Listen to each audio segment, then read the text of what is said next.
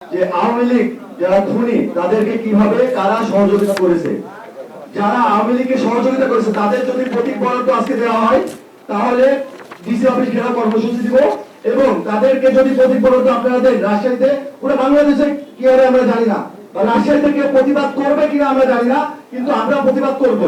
রাজশাহীতে জাতীয় পার্টি বা আওয়ামী লীগের দোসর বা আওয়ামী লীগের সহযোগী কারো প্রতীক বরাদ্দ দেওয়া হবে না। আর যদি প্রতীক বরাদ্দ দেওয়া হয় রাজশাহীতে কোনো জাতীয় নির্বাচন হবে না, হতে দেওয়া হবে না ইনশাআল্লাহ। আজকে জাতীয় পার্টিকে বৈধতা ঘোষণা করছে, আমরা এটা তীব্র নিন্দা প্রতিবাদ জানাই। আমি বিশ্বাস করি যে আমাদের জুলাই রাজশাহীর যে যোদ্ধারা আছে তারা এই বিষয়ে সোচ্চার হবে এবং গোটা বাংলাদেশ কি হচ্ছে আমরা জানি না। আমি বলি যে জাতীয় পার্টিকে রাজশাহীতে যদি এই বর্তমান যে প্রশাসন যদি বৈধতা দেয় তাহলে গোটা বাংলাদেশের আমি জানি না, কিন্তু রাজশাহীতে কোনো নির্বাচন হতে দেওয়া হবে না। আচ্ছা, জাতীয় পার্টি নির্বাচনে অংশগ্রহণ করছে, এটা প্রক্রিয়া কিন্তু অনেক আগে থেকে হয়ে আসছে, তখন আপনারা আগে থেকে এই প্রতিবাদ জানাননি কেন? আপনারা জানেন বিগত দীর্ঘ সময় ধরে একটা প্রসেসের মাধ্যমে বিভিন্নভাবে লিখিতভাবে তাদেরকে অভিযোগ জানানো হয়েছে যেন জাতীয় পার্টি এই নির্বাচনে যেন অংশগ্রহণ না করতে পারে। তারা গ্রুপক্ষেপই করেনি। বর্তমান নির্বাচন কমিশন তো একতরফা নির্বাচন একটা করার পায়তারা করছে। তারা জানে না যে বিগত সময় কি হয়েছে। বাংলাদেশের জনগণ পর্যন্ত সবাই জানে যে বিগত 17 বছর কিভাবে এই বাংলাদেশ শাসন হয়েছে, কিভাবে লুটপাট করা হয়েছে, কিভাবে নির্বাচন করা হয়েছে।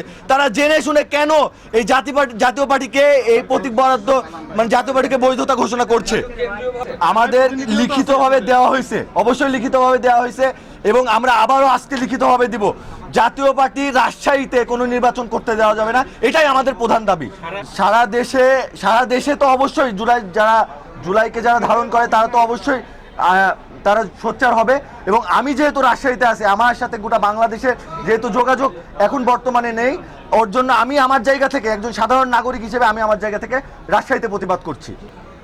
দেখেন ভাই, রাজশাহীতে কার কি হারিয়েছে আমি জানি না, কিন্তু রাজশাহীতে আমার ভাই আলী রায়হান হারিয়েছে আমাদের চোখের সামনে, আমার ভাই সাকিব আঞ্জুম হারিয়েছে আমাদের চোখের সামনে। তারপরেও তাদের রক্তের উপরে বসে যে প্রশাসন, এই প্রশাসন ব্যর্থ প্রশাসন আজকে জাতীয় পার্টিকে কিভাবে প্রতীক বরাদ্দ দিল আপনারা তা দেখেছেন। আমি আমাদের আর বলার ভাষা নাই, আমি কিছু বলতে পারছি না ভাই।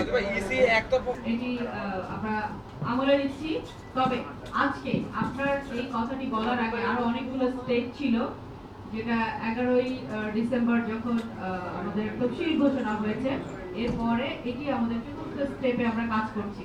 আপনাদের এই মতামতটা অবশ্যই নির্বাচন কমিশন উপস্থাপন করা প্রয়োজন ছিল এই সময়ের ভিতরে।